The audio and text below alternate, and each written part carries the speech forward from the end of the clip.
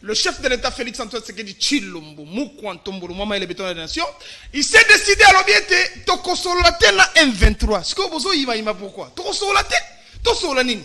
Sincèrement, Tokosolate, après vous serez biffé, c'est le même comportement que vous allez laisser. Non, Tokosolate, sincèrement, Tokosolate, le chef de l'État Félix Antoine Tshisekedi Tshilombo, Tobande Mission Sikoyo, Portable Sikoyo, Boswami, Boni Kamunga Siko, Zalier, Sengelio, Poussanaga déjà, parce que toi, Tamasora Congo, ce pays nous appartient. Je veux le pays est en guerre. Mboka est en guerre, bitumba, bako menacer biso, bako tungisa biso. Na ba rebelle M23, le chef de l'État s'est décidé. Alors bien, c'est Sengeli Liboke unité cohésion nationale permettre biso kimia ezonga na est école démocratique. Moi, je mets l'accent il y a Félix Antoine Tshisekedi Tshilombo.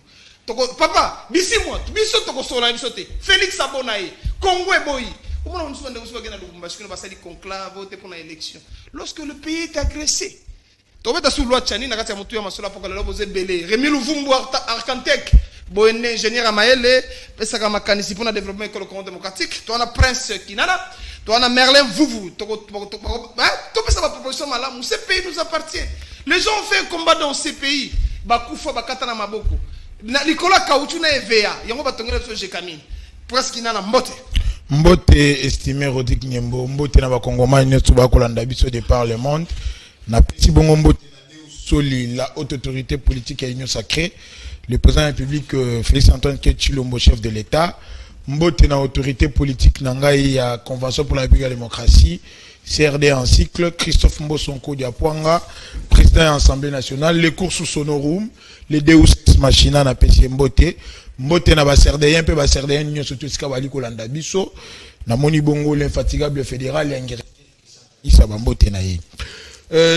Na kokota déjà mbala moko na zo na maloba nazali ko remercier tata mokonzo ekolo Félix Antoine Tshilombo ndenge a signé pe a persister que tokoki ko solate na ba M23 asiralier mbala moko na état de droit moko ndai koloba parce que bayi batindami ya peuple ba députés nationaux ba votera résolution moko loba ya ko interdire na gouvernement tout brassage et mixage au sein de l'armée.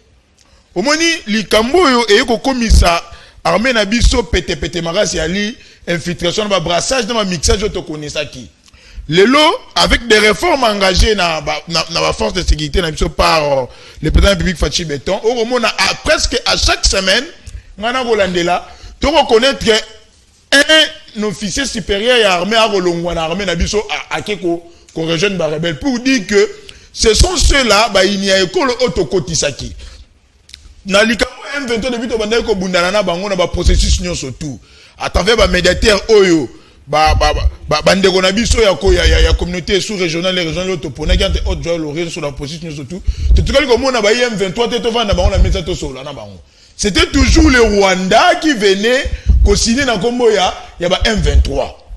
Donc tant mutanda ko loba tant Christophe Motali ko loba ke M23 li bras armé ya Kagame ba li ba sous-traité ya Kigali. Coalition RDF M23. M23 pourquoi ils vont négocier avec la puissance de fer, la force armée, on va monter sous le leadership et management de Félix Antoine Tshilombo, le coaching de VPM Jean-Pierre Bemba Gombo, réforme engagée avec l'état-major général. Et moral n'a pas au zénith. Le processus est déjà engagé. C'est pour cela que nous demandons cette dynamique interne. Au moins l'opinion nationale, il a besoin. L'opinion internationale déjà a récupéré à travers les balais diplomatiques Oya Salagi les Banda et comme ils sont allés au Bali Goya, surtout comme ils comprendre aujourd'hui Kigali est coupé des restes du monde. Partenaire né au Banda ils sont na nenga molili Bali comme ils s'est rangé du côté de la vérité. Quelle est la vérité? C'est que la RDC est victime de ses propres minéraux. Donc Merci Prince Kinana. Merlez-vous, population Talabiso. Un gâteau met à solo avec beaucoup de sérénité, on donne des propositions pour l'intérêt à l'objet. Quand on a biso souvent, je l'ai dit tantôt, bunda pas besoin de panda. Si on biso tozo bundela nini, faut to bundela démocratie, il faut to bundela battre la monielle nyoso école démocratique. Lorsque le chef de l'État Félix Antoine Tshilombo, le béton de la nation, il s'est décidé, alors il toko solana une 23 Merlin vous et ça yondé. Merci Ndeko Rodrigue na pesi mbote na Ndeko Nangai Kinana moninga ya ba corbière ya ba pompe funèbre parce que union sacrée ya ba association des pompes des fabricateurs de cercueils eza Corbière, moni ba Corbière so tali union sacrée ko banana vembo so coordinateur. Au mona ka ba mobutiste ba to ba mobutu na Maroc. Na union sacrée wana mboso babati ba mende ba to ba mema mobutu na coordinateur ba mobutiste. Ba wana ba na union sacrée. Soki otali ozongi na ntango ya Joseph Kabila au mona ba to ba mema Kabila comme fermier.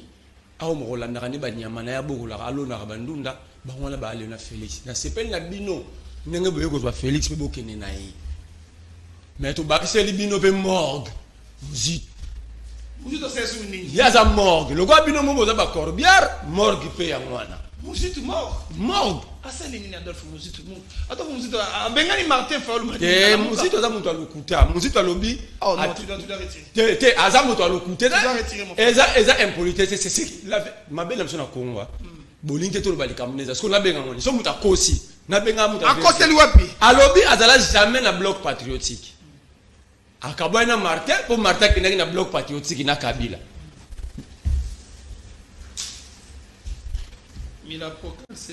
tanga tête nango déclaration des forces sociales et politiques de la nation peuple congolais prenons notre fais-toi encercler ce bloc patriotique exact.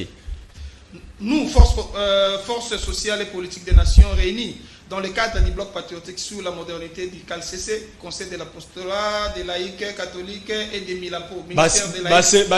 C'est réuni dans le cadre du bloc patriotique. Cinquième combo de la signature est cinquième combo Blanchard, Mongomba, Lingbenza, nouvelle langue. Si vous avez tout le monde, solo. Oh. Même dans le coup de morgue, Alibaba. Nabia alobi ke bala kise mukanda oyo lelo eka na mikanda bala tuni ona mutune falo zonga na bo pesa yo bala kisa mukanda oyo yako maka pour Martin Fayulu bake azo ala droit uzate mukanda no luka yango le 20 décembre mukanda ni yo biloko wapi ngai na saka na teka mapati na saka politique. Monsieur Martin Fayulu m'a dit le coordinateur de la Muga Kinshasa Gombe concernant votre deuxième convocation de la réunion du présidium. Ah bon, ça depuis tant gagnon ça. Ya lobby a comment être dans la signé mukanda wana. Adolphe Muzitu. Merci. Siko ya mi bale na la kiso union sa keso o siko na la kisio Muzitu ndenga za muntu alokuta siko wana na la kisi Corbi na la kisi siko morgue. Siko na la kiso mamba Corbière ba osala. Ba Corbière a union sacrée ba memeli biso mutu moko américain comme le Noël Chani. Ote tozo considérer les américains ti. Oyo attestation de naissance américain ya mwana Noël Chani. Mais mwana wana botama na clinique ngaliema. Nicolas Modia Vita Chani. Mwana wana botama na clinique ngaliema. Billet de sortie ya mwana mwana hôpital yango. Oh.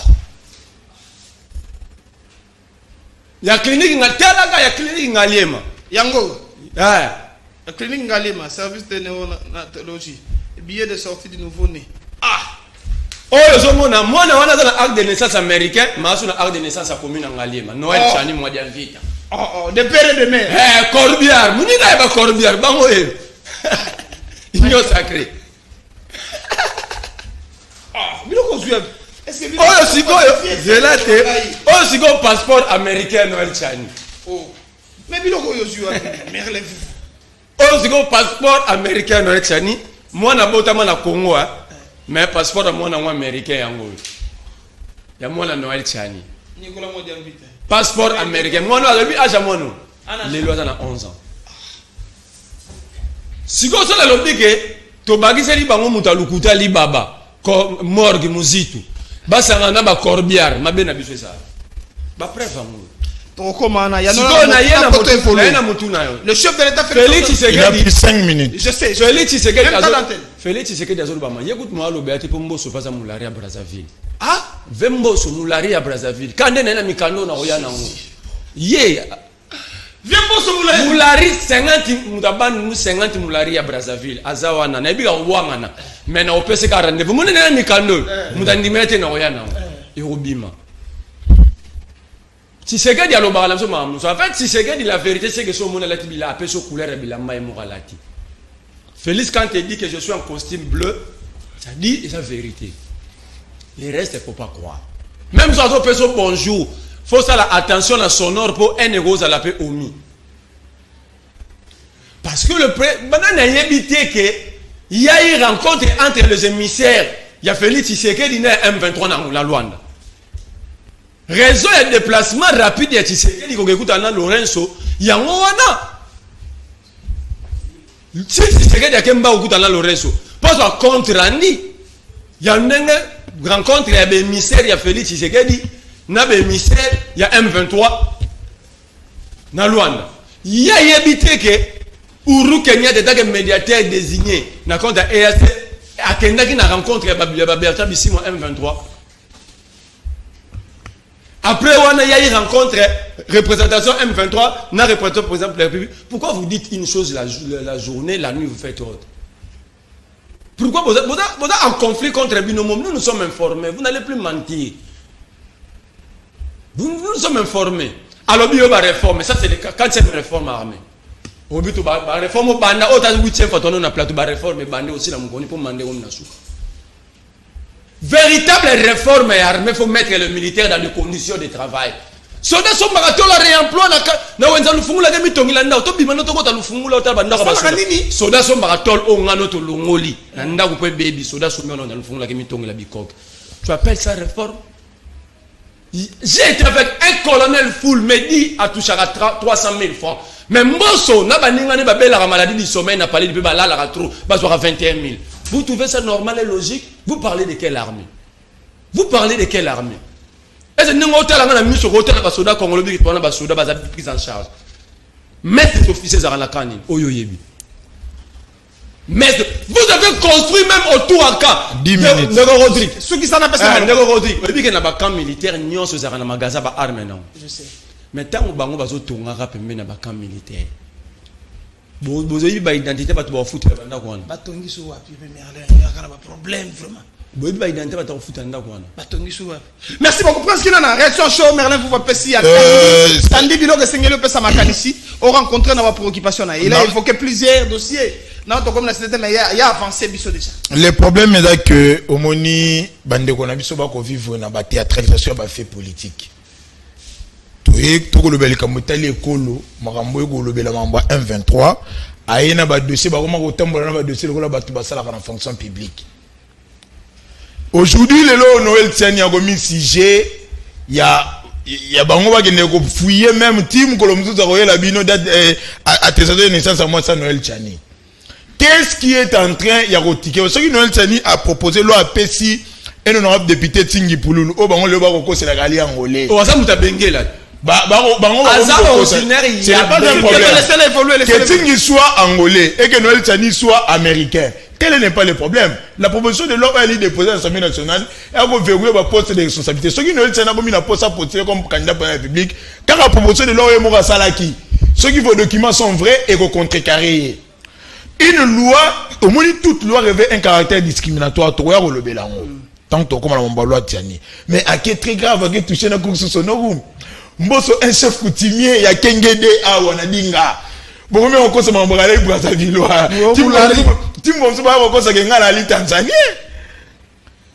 Je lui mets à défi à Keluka, acte de naissance en Mbosso, n'est libre à sa ville. Mais Mbosso, je te dis, il est de Kenge 100% Yaka. De Dinga ici, à Kengede, Kaka, on peut partir, Bako Mbosso Bayebani. Bane Mbosso Bayebani. Bako Noël Chanipel Bayebani. Quel n'est pas le débat? Wana et Ali, théâtralisation va faire politique. Aïe, les gens de décider. Inasbel qu'on identifie par le gangstérisme politique, par l'usurpation politique. Parce que c'est ce qui caractérise Fayoulou. Qui ne sait pas que Fayoulou est un usurpateur? Cette FAC, force acquise au changement, dynamique de l'opposition créée par Vital Kamerhe, même l'Ikopana, c'est pour des raisons pécuniaires. Elle dit pour mon solo parce qu'il n'a pas les moyens. C'est comme ça qu'il veut brader la lutte. Tant que il y a vous voyez combien aéro de douanier Fayoulou. N'a évité la bisalé à Fayoulou ko botola ba plateforme. Tant les sanga bonganga abotola les sanga bonganga 7. Les sanga bonganga comment lettre. Tant ça capara na fac. Ba combien la lettre. Tant ça capara na dynamique de l'opposition à Kamerhe. Kamerhe combien la lettre qui a tiré la dynamique de l'opposition. Arrêtez avec ça. Les lois bango mo ba décider ba rokima ba débat na ba plateau. Bazui mukanda mo to iko tanga ne tout parce que on a mukanda ba sali ce système kaya en tête. Fallait tanga na kato ba qu'est-ce qui est dedans. Ba que sous-traiter vous pour qu'ils viennent défendre et décider au bango ba rokima. Les garçons intelligents, prends en ligne. Laissez-les voter. Donc il est en train il y a négliger la réforme et armée. La loi de programmation militaire aujourd'hui. Diplomatie agissante et travail jusqu'à ce que ça a levé le régime de l'éducation, bah matos c'est à Koya. Combien de tonnes? Papa, c'est purement stratégique, mais je peux te dire que la RDC aujourd'hui est fournie en munitions en armes. Tout le monde va balayer diplomatique à Koya parce que les blocs occidentaux est Robanga. Nous étions déjà un pied avec eux, un pied de l'autre côté. Tant au moment où Christophe Mosso a accueilli à petit table dans le Parlement européen. Si vous ne nous aidez pas à terminer cette question de lettres, nous allons voir ailleurs. C'est parce que nous sommes déjà ailleurs. Et toi, tu penses que pendant que le chef de l'État a engagé des réformes, il y a bongo, selon la volonté du peuple, parce que le Parlement est pour représenter le peuple congolais. Quand le chef le dit oh, que nous n'allons pas négocier, nous n'allons pas négocier. FRDC le lot oyo. Même solde oyo à soldat, il revient à la hausse, mon cher. Laissez-le évoluer, mon frère, et vous. Parce qu'on a fait combien d'années dans Mbogo Yoga que un officier supérieur congolais a l'ongwa qui rejoindre les rebelles. Le Mbogo qui est dans cascade, pourquoi? Parce qu'on est en train de réformer, la réforme est latine. Le changement profond. Lorsque Jean-Pierre Bembaya lobby, il doit identifier tous les officiers supérieurs. Bah, on vient mon côté ça avec Kabila. Toi, tu étais kabiliste, les lots, comme fayoliste. Parce que Niembo, c'était un kabiliste avéré. Oh, Bolingaraté, Tolandelae, Nanenge, Agérara, Abilo, Yabamine, Wana. Mais aujourd'hui, tu es le premier, il y a Roya qui combattre la décision salvatrice. Oh, l'armée se réforme. Renseigne-toi très bien. Le colonel qui te dit qu'aujourd'hui, il est mal payé. Le colonel qui te dit que l'armée n'a pas reconnu la réforme. C'est qu'elle est informée. À faire partir du colonel, il faut rejoindre un veto à la minute. Je te l'ai dit. Si on lit un état-major général, tout le monde, qu'on parte, toi et moi, au moins, on a commettre que les histoires sont engagées. Arrêtons avec ces débats-là. Même les Kambo Yachani, même les Kambo Yatingi. La loi est déposée dans le Parlement, laissons faire les choses. Merci beaucoup. Deuxième sujet, Massoula, pour que le Lobosé Belé, TV Morobato Belé, et l'émission Tolobalango. Deuxième premier sujet, de Prince qui n'a pas fond. Deuxième sujet, de Comerlin à fond là. Mandoko Bakoute na Lubumbashi, Basolo, Basali fait des routes. Ne pas rien faire. Est-ce que Fayou va remonter la sous-copa va tout parce qu'il y a beaucoup de dynamique opposition, il y a beaucoup de fac, il y a beaucoup de la mouka ainsi de suite. Est-ce que c'était utile, Merlin? D'autant plus que le pays est agressé. Papa Mboso en garde. J'ai un souka bébé c'est na vie. Soit bébé si nous sommes du manababa. Oh. Parce que bébé si théâtre. Théâtre, monsieur. Je suis très sérieux. C'est du théâtre, monsieur. Laissez-le évoluer. Deuxième sujet. Nada très sérieux. Je mets Pépé Mboso Koko Baby Saraba Koko Neke. Nache en garde. Koko Yasuka au baby si yeyo. So au baby si musu to manababa la na une question. Abi Fayola Yibara 7. Est-ce que 7 Fayola za la ko nebi 7 ezagini. Ah c'est là que Mboso nyala so ba baby si yo même histoire quand les kinda tango na bo moyi moyebiti. Yo parce que histoire ba wa. Po ya bo moyi o yo moko vivre o yebite. To même na cimetière. Si on a une histoire à 7, que nous tous les députés soient climatisés de coups la peine Victoire Eliezer. C'est grave ça. Et il banit, na conseiller, Azab Vipan. Asoba climatisé. Asoba longo liguna ya zorango. Que nous tous les patins on a tagi journaliste pas Roger Lumbala. Chef na ezaki Basile Longo. Ça dit tant Robert ma solo, faut en avoir référence à l'histoire Robert. Mbo so baby, on l'a petit en garde. Parce qu'on va climatiser coup fois on pas ça non. Na ebita na mte so azara frigoriste et tout. En garde. Deuxième élément, on dit FAC.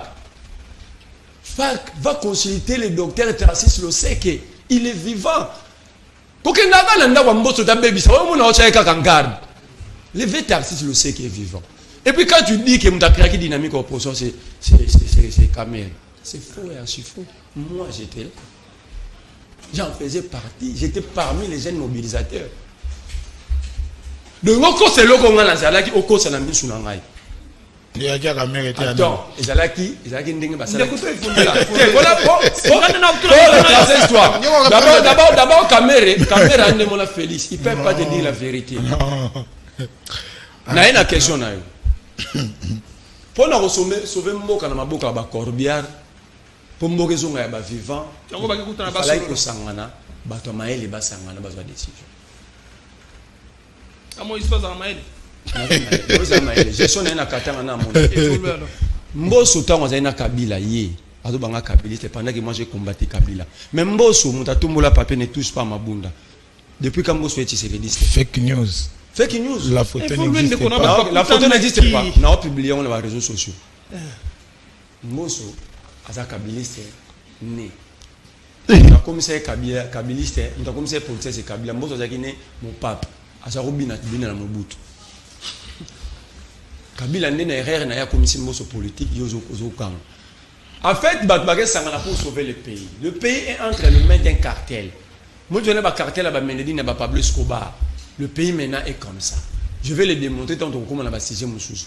Il faut le démontrer parce que c'est une initiative salvatrice pour le pays. Faoulou n'a jamais exipé. Vous avez tenté à débaucher Mouzitou, Boulara qui est ministère de l'économie, Blanchard Moumarouma de Rotam n'a pas policier comme ministre. Faoulou n'est pas aigle à dévancer. Mais quand tu dis que Faoulou a exipé la Mouka, maintenant il m'a soit boyi, Gentini Ngoblaza la coordination il y a Union Sacrée. Union Sacrée c'est un bosso, il n'est pas exipé. Bosso Mouta boyi, Gentini Ngobila à côté de l'eau. Pourquoi? Ngobila a signé la charte. Na lobby na coordination. Nazolo banon na otalo na mise. Tout le monde doit faire partie du présidium. Mais Mboso ça na droit ya roboya. Telle question na ngai ngona. Kozonga na motuna, kozonga na sujet. En tout cas, ça veut dire Mambeleki na Lumbashi, ils ont une initiative moko salvatrice pour le pays. Et le pays doit être libéré entre les mains. Il y a occupation rwandaise et ougandaise et une occupation fasciste. Parce que fasciste c'est un occupant. Il faut chasser Félix, il faut chasser l'occupation, récupérer le pays. Mais comment le faire si vous n'êtes pas unis? Il fallait qu'il y ait une unité pour tout ça là. Alors, unité, ça on a déjà. Tout le monde on a ensemble la population congolaise. Parce que le peuple souffre. Le peuple en a marre. Il y a des discours éphémères, des discours le peuple a vécu un discours. Tout n'est question. Trop de discours. Combien de kilomètres construits fin mandat? Combien d'écoles construites? Combien des hôpitaux? Même des dispensaires? Donc, on va écouter pour l'école au Congo démocratique. Pour la Mboka, il y a Bapaya, il y a Félix Antoine Félix. Et puis, il y a Matata Merlin. Non. À l'objet au Mogo, pour moi, la faiblesse à régime, il faut bien dans le régime. Tant que vous avez dit, vous avez kabiliste, vous avez empêché Bisso, to enquêter sur un régime, un pouvoir qui plaît à moi enquêter pour la bataille. Merci beaucoup. C'est un régime, il faut chasser. Presque dans le même temps d'antenne, il y a bien Sengeli Babengana Batu, un régime, il y a Félix Antoine Chilombo, régime des occupants. Régime des occupants. J'ai posé la question, est-ce que Matata dans ce pays est modèle? Sincèrement, à répondre à Nathalie, est-ce que Moïse, s'il te plaît, Moïse est un modèle. Un modèle. Mboso Ayebi. Estimé Nyembo, Tiga Togane, temps, on a respect à les téléspectateurs. Nazali ko, c'est la négocie la lingeti, matondi mingi. Et c'est ngelito, traquer ba mibi pour que to tonga ba hôpitaux, pour te soigner ba malade mentaux, la bande kolanga ba vuvu. Mon ba vuvu na ba safu kala mingi te ba tumongo, il faut pas dans la admis na CNPP. À Lubumbashi, il s'est réuni un rebelle, c'est Sanga. Un voleur, Matata. Un gangster politique, usurpateur politique, Fayoulou. Un sous-homme aux origines douteuses, Katumbi. Nabosa Ninan. Mukwege n'était pas là. Il s'est représenté. Il ne s'est même pas représenté. Laissez-le évoluer Merlin. Un typotype pour Mukwege Nabagi Selibino. Ce sont les gens qui se sont réunis à Lubumbashi qui forment le conglomérat d'aventuriers. Pour quelle raison? C'est pour raison d'argent. Parce que sur l'hôtel, on va pondre Bisso Nasuka. Ça ne représente que l'imbécilité, l'idiotie scientifique. Et les pour mon solo, au moins, tout le monde mon avis. Les gars, ils ont Esaou à Tekiboyaya. Parce que ils ont refinancé pour la campagne de député. Esaou a Tekiboyaya pour la mbongo. Vous imaginez, Etienne Tshisekedi doit moulumba les sphinx de son vivant. quitter Kinshasa pour aller à Lubumbashi, qu'on ait à Moïse. Va pondre le mombo Oyo, Kamita tout et Kalombo Bandeko, comment après va refaire signer Bino. À la fin, qu'est-ce qu'ils vont dire? Pour mon aké, et reprofiter peuple ne le côté. Pour moi, là, c'est contredit Balobi. Voici l'essentiel de la déclaration commune. 1. Strict respect de la Constitution, organisation des élections dans les délais constitutionnels. 2. Restructuration de la CENI et de la Cour constitutionnelle. Talabouzoba. Bon, on sait que organiser l'élection dans les délais constitutionnels, mais bon, on sait que de la reconstitution Cour constitutionnelle na CENI. Vous demandez une chose de son contraire. Tétoré to la to la moka. Félix a gagné bango. Ils ne sont pas prêts pour qu'on aille aux élections. Ils sont déjà. Balobi, Lissousou, opposition à toute démarche tendant à toucher à la Constitution par des lois discriminatoires. Imbécilité scientifique. Nasuki na nuwana. Omoni, faut battre maka. Boko senga to recomposer CENI. Après to kende to organiser ma ponomie na délai constitutionnel. Si tu as de la récomposition, il y a bureau à CENI à Pamba, ça va prendre du temps. C'est-à-dire que ma ponomie organisation a délai. Tu te retrouves à la Cour constitutionnelle, ça prend encore du temps. Mais qu'est-ce que la démocratie selon Alexis de Tocqueville? La démocratie, c'est un système politique où il y a un jeu qui a de ceux qui sont au pouvoir, la majorité, et que les minorités, la minorité qui constitue l'opposition, doivent subir les décisions de la majorité. C'est comme ça qu'en démocratie, le consensus, l'unanimité n'existe pas. En démocratie, il n'y a pas de décision consensuelle. Vous devez subir les décisions au pouvoir. Donc le mot consensus, le mot unanimité dans la démocratie à la raté. Ce n'est pas normal. Loi discriminatoire. Sous réserve, penser à Bochab, Bambata et les autres constitutionnalistes. S'il te plaît, laissez-le loi. Vous canardez les cours matière et en toute loi revêt un caractère discriminatoire. Par exemple, ne peut être candidat député que des nationalités congolaises avoir au moins 25 ans. Voilà la discrimination. Et la dit que toi, 24 ans, comme député. Toute loi revêt un caractère discriminatoire. Mais la loi n'est pas discriminatoire, nous sommes là. Nous sommes prêts, la machine est là. Nous allons passer. Nous avons les réactions. Loi nous est discriminatoire. Alors, les ne sont pas des modèles. Les typo, voleurs de la République. Mais ils soutenir Bango pour sauver Mboka. D'abord, à tenir pour moi, que Bizunga est malade mental. Malade mental, s'il y a un malade mental, ça s'appelle Mboso. Moi, je ne peux pas te toucher. C'est les patriotes. Non. Moi, je ne peux pas te toucher. Je ne peux pas te toucher parce que toi, tu ne représentes rien. Je vais répondre à celui qui t'a envoyé. S'il y a un malade mental dans ces pays, il s'appelle Mboso. Azana confusion, babi.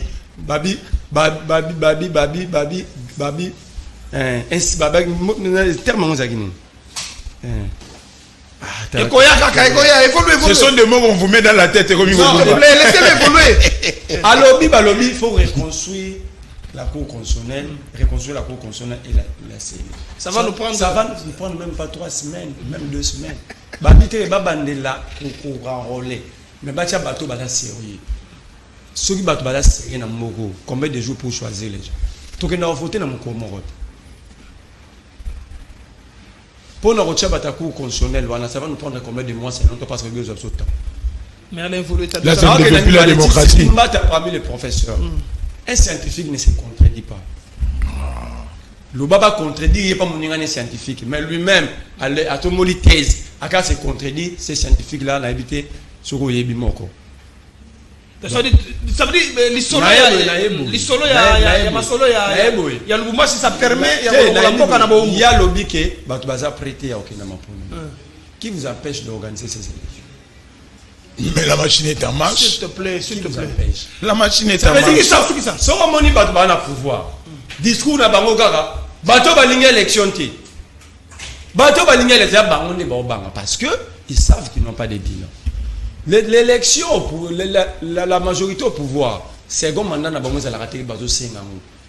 Second mandat est automatique par rapport au travail fait dans le premier mandat. Et c'est automatique? Mais justement, s'il te plaît.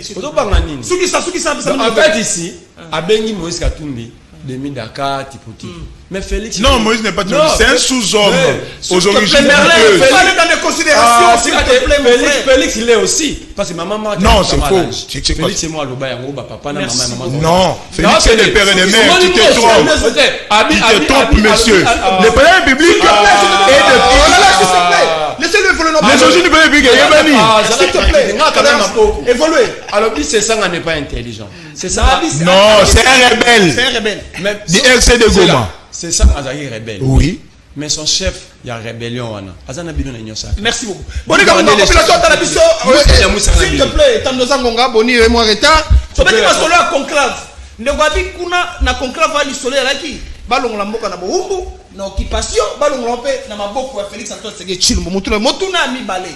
Ngana mitatunie abi batwana ba modèle batanga mingi bokopesa mboka eloke elengi yeba bimisi l'élément atabi o tipo sous-homme ainsi de suite entre Matata Fayulu Moïse Katumbi c'est sanga pesa biso makanisi na poto évoluer. Bon, je sais pas, Moni Rodrigo Tozon avait émission. Ouais, où tu vois. Non, ça c'est. Non, je demande. Ça c'est trop. Oui, il doit connaître. Non, merci, s'il te plaît. Bon, c'est ça, il veut identifier. S'il te plaît, Boni, évoluer. Je comprends que dans ces pays, ils ne sont pas éduqués. Merde, s'il te plaît, évolue, Boni, comme ça. Oui, mais quand un kermesse des aventuriers, c'est Régnal Bumba. Ça, c'est kermesse des aventuriers. Très bien. Non! Est-ce que Katoum, non, c'est bandit de Matata a des leçons à faire aux gens. Dans ces pays, Matata peut faire des leçons aux gens. Dans ces pays, Katumbi peut faire des leçons aux gens. Dans ces pays, c'est Sanga, un vagabond politique qui peut donner des leçons aux gens. Très bien. Nous soyons sérieux. Nous soyons sérieux. Matata nous a promis des maïs, c'est Zawapi. L'avion qui peut vite est Zawapi. Anouari des Zawapi, Bamitoua très Zawapi, le mille école les Zawapi. Surfacturation même intelligent. Il faut kermesse. Il y a des vendiriers, Sangani, Balobio, on va donner, ils étaient au pouvoir pendant plus de 20 ans. Ils ont mis le pays où? Ils ont laissé le pays où? J'ai revu sur la loi Tchani. C'est question de nationalité. D'abord, j'ai recadre Monseigneur Ambongo, le cardinal Ambongo, même nous dans l'église catholique, pour avoir la communion. Il faut être papa de la catholique, maman de la catholique. Ce que sont protestants, ça a été. Il sera pas comme un asperger maïté. Et d'ailleurs, le cardinal a donné une loi disant que pour être à la catholique, il faut à la catholique. Je suis en train d'arriver. Non, c'est pas mon église. Je suis en train de mon église. Non, c'est pas mon église. Pour être c'est l'église. S'il te plaît, monsieur. S'il te plaît. La loi, na église ya catholique, pour abiso ba papa lek na so ba sango, ba tata mo tsezo ba mamelo. Soki mwana na yo azali moto asambelaka na mwana za asambela catholique. Papa za catholique te, maman za catholique te, bakobatisa yete. Et Ambongo nous dit que c'est une loi discriminatoire. Ça c'est grave. Monseigneur Cardinal Ambongo, je te renvoie aux études. Allez sous Je te renvoie aux études, éminence. Pour manque y a argument. Aux autres d'abord. Or que yo mon église na yo, aux autres bah que sommes dans protestants, bah qu'on bâtit la catholique. Soit réveil, bah qu'on bâtit la catholique. Ça tu tiens de côté. Donc na loi Tchanika Karan. Papa, si tu vas ok na Tunisie pour être candidat président de la République, il faut être de père et de mère et de grands-parents tunisiens. Bolobi na kena, Bolobi na kena Maghreb. Je rentre en face de nous en Zambie. Pour être candidat président de la République dans Zambie, il faut être zambien. De père et de mère, tu peux être candidat président de la République. Je donne un exemple simple. Mandela vivant, paix à son âme, na Oya. Mandela Lobina Bisoboye. Si nous, Africains, nous acceptons les dictats des lois aux autres occidentaux, Afrique s'est développée. Il a raison. Et maintenant, est-ce que ils peuvent imposer loi na ba pays Maghreb. Ils peuvent imposer loi partout. Pourquoi? Puisqu'awa ba pro tout yema. Ba ça ba zone ba imposer ba on a pouvoir. Ba pro tout yema za banani. Ba Katumbi, ba Matata Mponyo, ba Mukwenge, tous ces bandes, tous ces kermesses, des gens qui ont détruit le pays. Ils veulent donner des raisons. Je vous attends. Moi je vous attends le 13. Bolobi le 13, ne besoin à qui? on a qui le 13. Moi, le 22 et le 24 avril, je vais inventer un grand meeting public à Montbel pour dénoncer tous ces volets, tous ces pilleurs de Makatumbi, de Matata, de Sessanga, tous ces bandes-là. Et je vous dis aujourd'hui, montez ou descendez. Félix est là, réélu président de la République. Amen. Merci beaucoup. Nous faisons ce travail. Merci. Et le 24, nous allons dire la vérité à la population. Parce qu'il y a la loi de père et de mère qui vont éventrer les bois, vont le Bessingela Loba, Singé Abil loi Singé ça adopté et appliqué. Et ça linga esengo estimé Niembo parce que omoni ndeko boni tango ko bunda ko ganga boye. Ce n'est pas pour lui qui se bat, c'est pour la République pour bana na ina ba koko na ba bénéficier na yango. Ako kende village, permettez-moi parce que nous sommes tous passagers. Mais tant qu'on bunda boye pour réveiller là où le vous dorme. Mon frère, Kagame a instauré un état voyou au centre de l'Afrique où la démarche était de déporter le peuple. Dans le Congo, pour que l'Obi va toujours. Kagame a perdu le contrôle de la République démocratique du Congo le jour où il fait ça que Chilombo prêta 5 Manaboka. Il y a la dérwandalisation et les zéros qu'on finit à un terme. Nous devons dérwandaliser la République. Et Rokende. Réveillez-vous, mon cher. C'est à cause d'argent. Ne pas voter à Kiboya, ne pas voter à Mboka. L'argent qu'on a volé. L'Igola Mbongo. Un sous-homme vous réunit. L'Igola Monsolo. Regardez un peu Nengeni Nito, c'est ridiculisaka. Un ancien président de l'Assemblée nationale a comment porte malade d'un sous-homme. C'est ridicule, mon frère. Nous devons nous réveiller. Ce pays nous appartient au Kende. La loi Tiani est salvatrice. Cette proposition de loi-là, la question est parlementaire. Ensemble pour la République, il y a des députés. Pour moi, je nationalité. Je te mets au défi où il y a la nationalité à Mbosso Libre. Je te mets au défi. Député dans le Parlement, c'est ça la beauté de la démocratie. Toi, la poste d'état des droits. Merci beaucoup. Merci.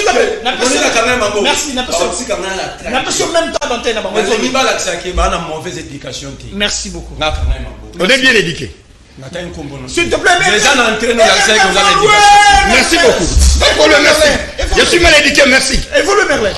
S'il te plaît, Monica Monga, évolue. 37 ans sans été, il faut montrer quand même que nous sommes aussi dans l'État. Merci beaucoup. Moutoyo, ce que vous avez na évité le reste na plateau. Il a crié que Niyibi Banane. Bon, wara mezara. Namoko, parce qu'on a soda unité. Namoko. Soda plein la guerre. Atie une tatu na Santa moi si vous liez. Moutale, on Félix. Tant que nous réunis ba député na hôtel du fleuve. Kabunda loba na boni. L'affaire l'argent des rames est géré par la présidence. Et où le président de la République est le seul ordonnateur. Tu as déjà dit ça, nous devons Nairobi Samouka. Voici des sous-hommes. Vous ne pas sous-hommes solo. Quand le président de la République a corrompu des députés, il y a tout dans question. Si les députés ne sont pas parler ça, dans la banque va défier la guerre. Vous ne pouvez pas crédit. Voici des sous-hommes. Les gens qui ne comprennent rien à cause de 50 $, 20 $. Quand Félix Tshisekedi Bateki Bukanga Lonzo wana 60%, la question est sur la table de Mousso, ça fait 4 heures. Bateka Bukanga Lonzo 60%, ba député ba kendara kuna, député azokanga wana soki elieze. Jean-Marie Lukoulas, Ados Ndombas, Daniel Mbao, bazali 7 bakita kuna Bukanga bakuta ba canadien. Bateki Bukanga Lonzo na l'an 2000, c'était plus Kabila na 2000. Bateki ba olona diamba. Wana solo ba moins informé. Ozarana Mboso pose la question. Wapi ba bateau de pêche mbisa Namibie kenga ti boyela biso masanga moko monango Windhoek en référence à la capitale à Namibie. Wapi ba mbisa to mozo ganga wapi wifi na ba université bana nyos ba otona na ba cyber na 24. Alors vous êtes des sous-hommes, restez tranquilles. Si Matata a volé, vous avez l'appareil judiciaire. Bokanga Jimmy Tene, qu'est-ce qui vous empêche d'arrêter Matata? Si Matata a volé, qu'est-ce qui vous empêche d'arrêter Matata? Mais vous avez quelqu'un qui a détourné l'argent à 100 jours. Votre ministre. Mais nous, on peut dire les sons qui sont mouillés, il va été. Pour un jour, mouillé, il n'a pas comme excellence. Bino. bolaki biso awaki mbongo anniversaire ton anniversaire 42 millions bakoyiba yango bino. Loi Tchani kota pas. Félix Tshisekedi, ce qui nous a amené, c'est le nombre de voyages et des sous-hommes comme des Mbosso. Ça c'est grave. Le président est-ce que lui terme le sous-homme? Non, je ne peux pas lui laisser faire. Les cours sous son nom, monsieur. C'est un cours sous son nom. La Canary m'a pas encore quand tu es cité ici. Évoluer. Besoin d'être là. Donc comme une étape pour tout le monde développer instinctivement. On n'a pas peur des prisons, on n'a pas peur de la mort parce que nous sommes tous passagers. Tu incites, j'en te réponds. Évoluer parce que tu regardes. Dis à Mosso, là maintenant. La biologie médicale, c'est comme une instance survie. Même au ligne pince, ça va être douleur. Comme une étape. Merci beaucoup. Je suis candidat potentiel. Mais évoluer. Pas Moutuno Yenaï. Moutuno est bien invité. Mais ton invité, il faut que ça la personne soit bien invité. Merci. Il touche à quelqu'un qui fait honneur de ces pays. Qui Martin Fayulu. Cardinal Martin Fayulu, c'est un modèle. Merci. Fayulu modèle, monsieur. Je vais quitter le plateau. Monsieur, moi j'ai quitté le plateau à cause de toi. Non, après sur une minute, Fayulu a été modèle en quoi? Fayulu est modèle en quoi? Ils sont très mal éduqués sur Évolue. La Moka Oyo, tellement ballon, on a battu belle conscience. Il y a des valeurs. Processus électoral. Dans le notre plateau spécial, je ne suis pas décidé, mais je vais t'expliquer ce qui m'a. Merci beaucoup. Dans la loi, c'est Annie. Ambongo, tout ça. D'abord, Ambongo, c'est une fierté nationale. Ambongo, aujourd'hui, c'est le gestionnaire principal de la conférence épiscopale de l'Union sur l'Afrique. Ils ne sont pas informés. Ce qui s'en a parce que tant de ans, on a tout ce qui s'est dit. Merci beaucoup. L'article 1er, il y a la loi telle que modifiée, loi 04, il y a novembre 2004. Loi sur la nationalité, parce que aux modifications. Il y a l'article 1er, place Noël Tchani, la nationalité congolaise est une. Oh, loi Tchani, toutefois, virgule. Tout Congolais résident habituellement. Et une est exclusive. Ça, c'est la Constitution. Au moins du vertige. Dans la Constitution, la nationalité congolaise est une est exclusive.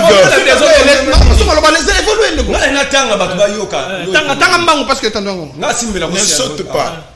La loi Tchani. Toi, tu es dans la Constitution, mais moi, je suis dans la loi Tchani. Il y a la loi Tchani. Donc, ça dit, que l'autre a le droit de me sauter, ça non gêne.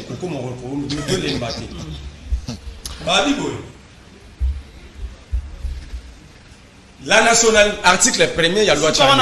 La nationalité congolaise est une. Point. Alinéa 2. Toutefois, virgule. Tout Congolais résidant habituellement à l'étranger qui acquiert une nationalité étrangère ne perd la nationalité congolaise que si elle le déclare expressément. Je vais m'expliquer. Tchani, il est dans son coup par rapport à Babylone, à la chose qu'il est américain. Je demande à tout Congolais qui est un moniteur américain. Et ça a fait. Tchani est dans son coup. Il veut ouvrir la nationalité congolaise. Pour y aller à Zora. Merci. Mais entre-temps, regarde les conséquences. Ce qui ça parce que regarde les conséquences. Conséquences, nous allons ouvrir la Constitution. En fait, l'enjeu ici, ce n'est pas de faire passer cette loi. Bakorbiar oyo na ba chef na bango bakorbiar na morgo to pesi bango. Bazana pour ça va changer de constitution parce que conséquence pour loi eleka, il faut ouvrir l'article 10, 11, 12, 13 de la Constitution. Or, est-ce que l'article 100, 219 de la Constitution, c'est clair, sous l'état de siège, ou l'état d'urgence, ou l'état de guerre, la Constitution est fermée. Merci beaucoup. Boni Kamunga. Réaction chaud na onde ko merle fu lobby. Il pone loi Tchani zo fongo la Constitution, Tchani mo za na posa zonga. Avec le masola processus électoral, la élection c'est to changer ba animateur asika. Ko so biso temps belete. Poto ke na mapona mo to chabato ba série. Ba palola ba mo parce que ça ndoka succès émission. C'est lui peut-être le bana. Moi peut-être ça là ouais. Ça là qui dans monter. Combien pas envoyé à Batouana. Baza ko s'adhérer na groupe na bango ya Kermesse. O ya nini ya Katanga. Na 50 ba kususu. Bako mata 50 ata 100. Bo ba ya to bunda pas to gagner na biso bango. Quand je parle d'Ambongo, mais je donne mon exemple clair. Ambongo nous dit que loi n'est pas discriminatoire. Mais na ebise yepe na église ngai na za mwana basango. L'église catholique ça papa Sambaka na réveil maman na réveil mon na yo moko bakobakisa yo te c'est clair à vérifier. Alors je pense que de ce côté loi Tiani ezali loi moko et au sauver mboka papa na on peut pas accepter de vendre un gangster mobo donc la Kabila doit un gangster qui vient comme ça et comme chef de l'état donc on peut la tête vendre tala batutu bayebi bandi wana katumbi bayebi que père né en grec aujourd'hui nani maman na aza zambien d'un coup il devient chef de l'état congolais. Nous devons protéger la République, mon cher ami, mon frère, mon jeune frère. Protégeons la République. Ton vivre Makambo et mixage, brassage, c'est à cause des gens là qui viennent en gangster, au compte de pouvoir. Ton le moyen de protéger la Mboka est avancé. Et ça n'a rien à s'il te plaît, laissez-le évoluer. Ton protéger la Mboka, Mboka est un problème belé. Et le qu'on est qui s'est Mboka. Mboka est avancer quand même. Processus électoral, personne n'a pas d'élection à Zate. Nous n'avons pas d'élection. Nous avons élection, on a ligné l'élection en 2023. C'est ça notre souci. Nous souci notre élection. Pourquoi tu as dit que à Tabo Sangandenini, Félix va gagner les élections? C'est connu. C'est connu déjà. Ngai on allait en ayebi net ngai on doit battre ngana soni ya na limiter na battre au premier tour. Na Félix na battre bino tout na premier tour. Pas ngana na Félix. Je le dis à haute voix. Problème est là processus électoral et zo kinde malamu. Et ça bien. Soki to si c'est enrôlement na biso nyonsu. Ba province ah ekosi la enrôlement nyonsu ekosi la nango ekosi la to ça là élection to na ba élection mais j'ai dit ceci pour citer calmement na bengi tu seras mon invité. Viens le 24 avril na Mombele yaka na Mombele na couloir sur le magio mwana na je vais dire aux Congolais et je vais dire ça c'est mon invité aussi celui te la proposition de loi Tiani à côté la constitution la nationalité congolaise est exclusive à quel lukaba constitutionnaliste ce que veut dire l'exclusivité. C'est-à-dire que Baratumbi elle est peut-être détenue concurremment. Mais sauf écoutez-moi. S'il te plaît, laissez-le évoluer. Non, c'est toi qui dérange maintenant. C'est-à-dire que quand on détient la nationalité congolaise concurremment avec une autre nationalité, on perd sa nationalité. Mais oui. C'est ça l'exclusivité de la nationalité congolaise. Et c'est là où maintenant nous demandons les constitutionnalistes vendre la cour contenir les vendre la CNIP vendre la Kawana. Parce que parmi les conditionnalités pour qu'on ait la candidat dans Mboka, il faut être une nationalité congolaise. Mais la constitution une est exclusive.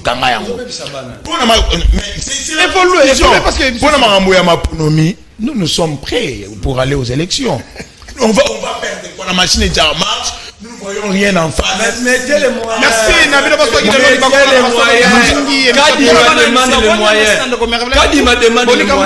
Les moyens sont là.